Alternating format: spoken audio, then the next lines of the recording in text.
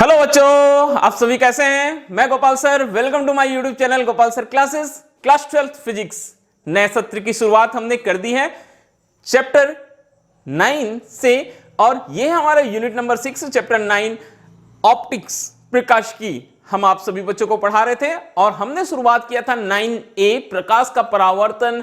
3 lectures हो चुके हैं और आज है हमारा लेक्चर नंबर 4। तो उन सभी बच्चों को जो आज पहली बार हमारे YouTube चैनल पर आए, उन सभी को मैं बोलना चाहता हूं कि अगर आपने लेक्चर नंबर 1, 2 एंड 3 नहीं देखा है तो उन सभी के लिंक मैं आपको डिस्क्रिप्शन बॉक्स में दे दूंगा। आप वहां से लेक्चर नंबर 1, 2, 3 देख सकते हैं, क्योंकि पढ़ाई जो रहती है एक क्रम से होती है, ठीक है, 1 by 1, तब आपको सारी की सारी चीजें बहुत अच्छे से समझ में आने लगेगी।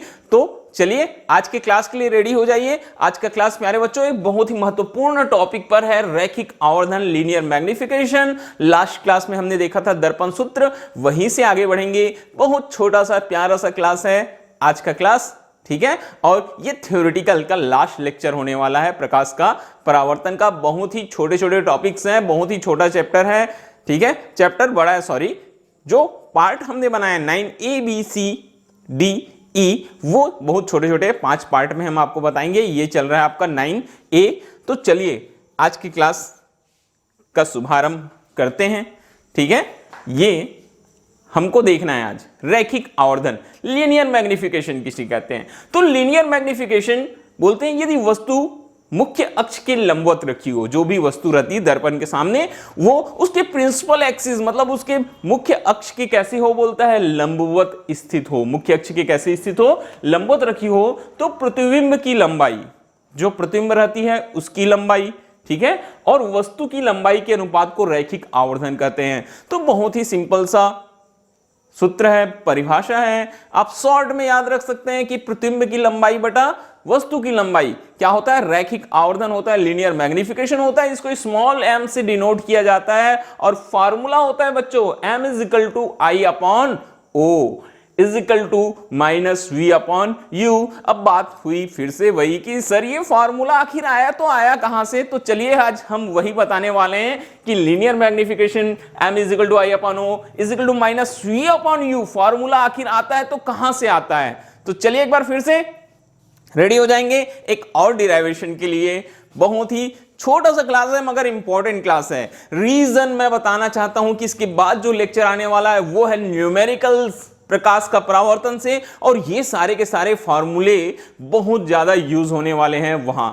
तो रेडी हो जाएंगे न्यूमेरिकल के लिए नेक्स्ट क्लास में। आज तो मैं आपको केवल रैखिक आवर्धन बताने वाला हूं। तो एक बार फिर से सुन लीजिए, आपको समझ में आया कि नहीं। रैखिक आवर्धन, रैखिक आवर्धन होता क्या है बताया हमने कि जब भी बोलता है कोई वस्तु मुख्य अक्ष के लंबवत रखी हो या मुख्य अक्ष के ऊपर लंबवत रखी हो, तो किसकी लंबाई, प्रतिबिंब की लंबाई, ठीक है, length of image upon length of object, ये क्या कहलाता है, लीनियर मैग्निफिकेशन कहलाता है। m = होता है फार्मूला I/O, जहां I जो है इमेज के लेंथ को इंडिकेट कर रहा है और O जो है वो बता रहा है लेंथ ऑफ ऑब्जेक्ट, और यही फार्मूला इक्वल होता है -V/U। V मालूम है, जो दर्पण रहता है वहां से प्रतिबिंब की दूरी को हम V से डिनोट करते हैं, और U, V -U/U आया है तो U क्या होता है, वस्तु की दूरी होती है। तो डायग्राम देखिए, ये किसके लिए है, ये जो डायग्राम बना हुआ है वो अवतल दर्पण के लिए। कौन से दर्पण के लिए, अवतल दर्पण के लिए। तो यहां भी हमारे पास में फिर से काम है, दोनों के लिए निकालना है हमको बारी बारी से, पहले अवतल दर्पण के लिए और फिर उत्तल दर्पण के लिए। तो चलिए शुरुआत करते हैं। ओके बच्चों, तो शुरुआत हमको प्रूव करना है m = I/O -V/U होता है। तो देखिए यहां फिर से 2 त्रिभुज हमको लेना पड़ेगा, APB और A'PB', ठीक है। तो त्रिभुज हम देखते हैं, त्रिभुज APB और त्रिभुज A'PB' कैसे त्रिभुज हैं, समरूप। ये दोनों के दोनों हैं समरूप त्रिभुज हैं। अब समरूप त्रिभुज होते हैं तो समरूप त्रिभुज में क्या होता है, जो संगत भुजाएं रहती हैं उनके अनुपात बराबर होते हैं। तो AB, ये हमने ले लिया, AB upon AB upon A dash B dash और दूरियों का अनुपात equal PB upon PB dash. ठीक है, ये हमारे पास आ गया। हम इसी को ऐसे भी लिख सकते हैं, उल्टा कर दीजिए, A dash B dash upon A B is equal to P B dash upon P B लिख सकते हैं। ठीक है, ठीक, हमने इसको क्या कर दिया, उल्टा कर दिया। अब थोड़ा सा आप डायग्राम में ध्यान देंगे तो आपको सारी की सारी चीजें समझ में आ जाएगी कि ए बी, सबसे पहले देखेंगे बेटा कि ये जो ए बी लिखा है वो क्या चीज है। ए बी क्या चीज है, ये है वस्तु की लंबाई। ए बी क्या चीज है हमारे पास में, ये है वस्तु की लंबाई। तो वस्तु की लंबाई, वस्तु कहाँ है, मुख्य अक्ष के ऊपर। और हमने आपको साइन कन्वेंशन जो चिन्ह परिपाटी लिए थे वहां बताया था कि जब भी कोई वस्तु मुख्य अक्ष के ऊपर स्थित होती है तो उसको क्या लिया जाता है, उसको पॉजिटिव लिया जाता है। तो वस्तु की लंबाई ओ और मुख्य अक्ष के ऊपर है तो प्लस ओ। ठीक है, आगे एडेस बीडेस, ये क्या चीज है, ये है प्रतिबिंब। तो यहां हम लिखेंगे प्रतिबिंब की लंबाई। तो ये प्रतिबिंब की लंबाई। एडेस बीडेस ये मुख्य अक्ष के नीचे है तो ये हो जाएगा माइनस आई। क्या हो जाएगा, ये माइनस आई। ठीक है, पीबी ये है दर्पण से वस्तु की दूरी। देखते जाएंगे डायग्राम में फोकस कीजिए। पीबी वस्तु की दूरी, वस्तु की दूरी। तो वस्तु की दूरी बाईं ओर है तो क्या जाएगा हमारे पास formula, minus u P B dash, ये है प्रतिबिंब की दूरी। तो प्रतिबिंब की दूरी ये हो जाएगा माइनस v, क्योंकि ये भी बाईं ओर है। ठीक है, तो अब मैंने आपको बता दिया, फिर से एक बार देखिएगा, बहुत सिंपल होता है। हमने स्टार्ट किया त्रिभुज APB और त्रिभुज एडेस पी डेस से, दोनों के दोनों समरूप त्रिभुज थे। तो समरूप त्रिभुज की संगत भुजाएं जो होती है, क्लास 9th में पढ़ा है आप सभी बच्चों ने, कैसी होती हैं, वो समान अनुपात में होती। तो हमने लगा लिया बच्चों, A B upon A dash B dash is equal to PB upon PB dash. इसी को मैंने उल्टा लिख दिया, A dash B dash upon A B equal PB dash upon PB. Okay, फिर हमने सारी की सारी आपको बता दिया चीज कि क्या है। ए बी वस्तु की लंबाई है, मुख्य अक्ष के ऊपर है तो हमने प्लस ओ लिया। एडेस बीडेस प्रतिबिंब की लंबाई है, ये मुख्य अक्ष के नीचे है तो हमने माइनस लिया।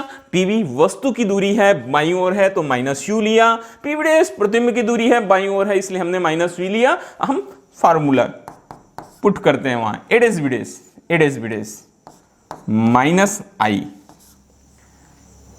ए B O PB dash minus v PB minus u. तो ये फार्मूला माइनस माइनस हो जाएगा प्लस, ये हमारे पास आ रहा है minus I upon O is equal to V upon you.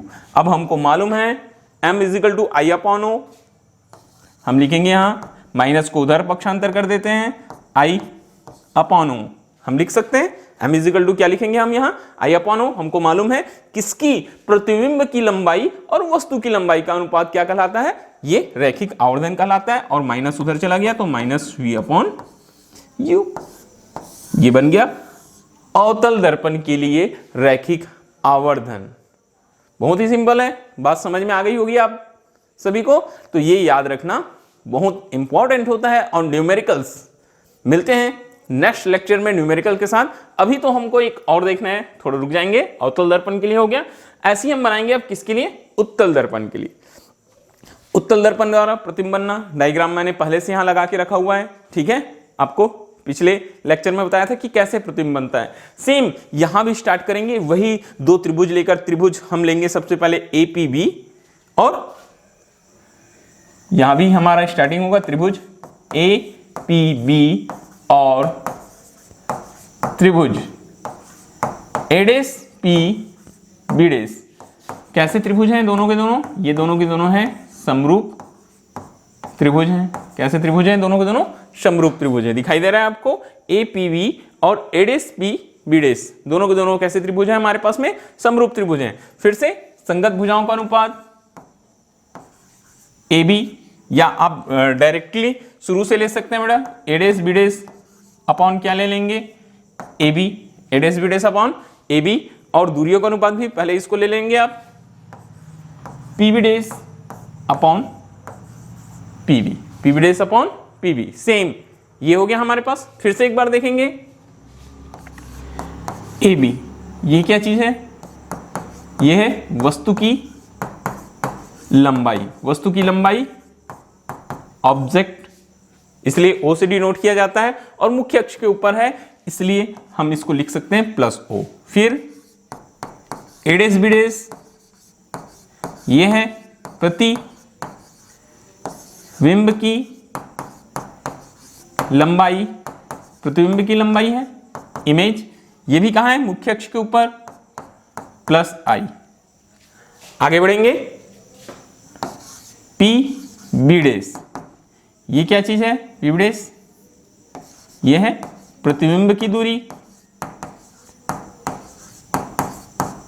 तो प्रतिबिंब की जो दूरी है, प्रतिबिंब किधर बना है, ये दाईं ओर बना है, तो ये कैसा आएगा, प्लस वी, और पी बी ये है वस्तु की दूरी, पी बी क्या चीज है, वस्तु की दूरी, तो वस्तु की दूरी बाईं ओर होती है हमेशा, ये हो जाएगा माइनस यू। ठीक है, डायग्राम में आप देखेंगे आपको सारी चीज दिखाई देगी। ए बी मुख्य अक्ष के ऊपर है, हमने पॉजिटिव लिया, ए डेस बी डेस ये प्रतिबिंब था, ये भी कहां है, मुख्य अक्ष के ऊपर, इसको भी पॉजिटिव लिया। पी बी डेस प्रतिबिंब की दूरी ये किधर है, दाईं ओर है, इसको भी हमने पॉजिटिव लिया। पी बी बाईं ओर है, हमने निगेटिव लिया, तो हमने सारा का सारा ले लिया। वापस फार्मूले में लगा देंगे वैल्यूज, तो क्या हो जाएगा, सबसे पहले आई, ए dash B days, A B की जगह ओ, पी बी डेस ये है v प्लस वी, और पी बी यू, कैसा यू, माइनस यू। तो फिर से देखो आई अपॉन ओ होता है m, तो m इज इक्वल टू हम लिख सकते हैं I upon O is equal to minus v upon u. ये हमारे पास रैखिक आवर्धन के लिए हो जाएगा फॉर्मूला। ठीक है, और आज हम आपको यहाँ कुछ स्पेशल केसेस है, बहुत इंपॉर्टेंट है, शॉर्टकट होता है न्यूमेरिकल्स के लिए। नेक्स्ट लेक्चर में जब आपको न्यूमेरिकल्स करेंगे तो हम उसका यूज बताएंगे आपको, तो आप देख लीजिए आज कैसे होता है, कुछ बहुत ही स्पेशल केसेस। ठीक है, स्पेशल केस, ठीक है, special case, special case first हम आपको बताएंगे यहां रैखिक आवर्धन। क्या बताएंगे हम आपको, रैखिक आवर्धन F और V के पदों में, रैखिक आवर्धन F और V के पदों में। ठीक है, अगर आपको किसी न्यूमेरिकल में बच्चों रैखिक आवर्धन ज्ञात करना रहेगा और आपको फोकस दूरी और प्रतिबिंब की दूरी दिया है, वस्तु की दूरी नहीं दिया है, तो आपको कौन सा फॉर्मूला यूज करना है ये चीज मैं आपको बताने वाला हूं। तो स्पेशल केस नंबर 1 रैखिक आवर्धन के लिए सूत्र देखेंगे फोकस और प्रतिबिंब की जो दूरी होती है उनके पदों में। तो हम शुरुआत करते हैं इसकी, कहां से हम शुरुआत करेंगे, हम दर्पण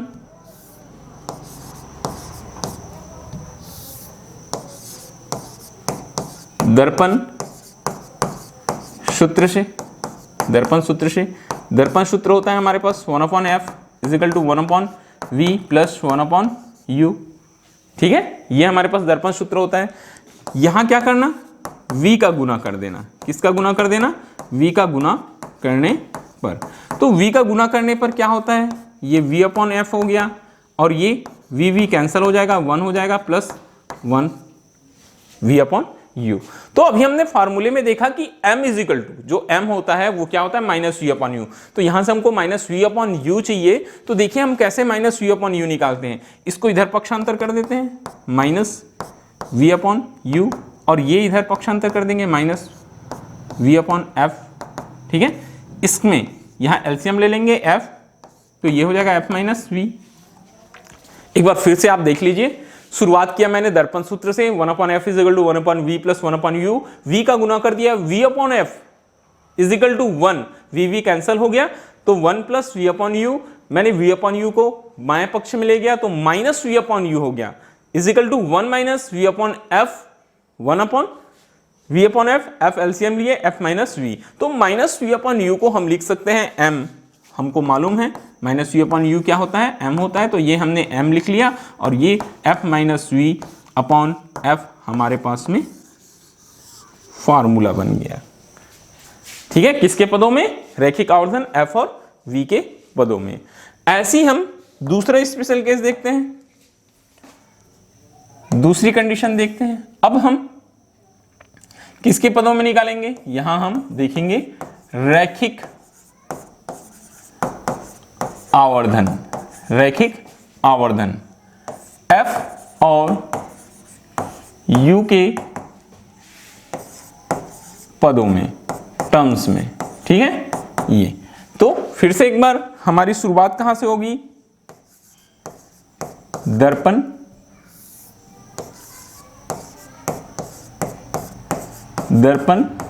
सूत्र से शुरुआत कहां से होगी हमारे पास में, दर्पण सूत्र से। दर्पण सूत्र 1/f is equal to 1/v plus 1/u।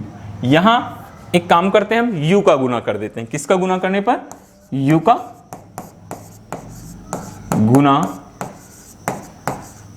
करने पर, तो u का गुना करेंगे, u/f is equal to u/v plus हो जाएगा बेटा 1। ठीक है, ये पक्षांतर कीजिएगा। कैसे पक्षांतर करेंगे, ये माइनस u/v, ठीक है, इसको इधर ले आए और ये हो जाएगा 1 माइनस u/f। ठीक है, ये एलसीएम लेंगे आप फिर से एक बार f, तो इसको लिख सकते हैं f माइनस u। ठीक, अब हमको चाहिए क्या, हमको रैखिक आवर्धन के लिए माइनस v/u चाहिए, तो हम उल्टा कर देते हैं, तो ये हो जाएगा minus v/u is equal to, ये भी उल्टा हो जाएगा f is equal to f minus u। ये हमारे पास फार्मूला आ गया m is equal to f/f minus u। तो ये दोनों के दोनों जो फार्मूले हैं, रैखिक आवर्धन f और v के पदों में दर्पण सूत्र लगाना, v का गुना करना, फार्मूला आ जाएगा m is equal to f minus v upon f, ये एक फार्मूला। और दर्पण रैखिक आवर्धन f और u के पदों में जब हमको रैखिक आवर्धन निकालना होगा, हमको क्या दिया रहेगा, फोकस और वस्तु की दूरी दी रहेगी। तो फिर से दर्पण सूत्र u का गुना कर देना, m is equal to f upon f minus u। बहुत काम के होते हैं दोनों के दोनों फार्मूले और शॉर्टकट में क्वेश्चंस बनते हैं, तो ये दोनों फार्मूले आप लोग याद रखेंगे। अब आपसे हम मिलेंगे अगले वीडियो लेक्चर में, जहां हम आपको इस चैप्टर के सारे न्यूमेरिकल्स, जितने इंपॉर्टेंट न्यूमेरिकल्स हैं वो कवर करवाएंगे। तो चलिए, लास्ट लेक्चर होगा हमारा न्यूमेरिकल का, आंकिक प्रश्नों का। आज की क्लास के लिए बस इतना ही, फिर मिलते हैं अगले वीडियो लेक्चर में। ओके बच्चों, थैंक यू।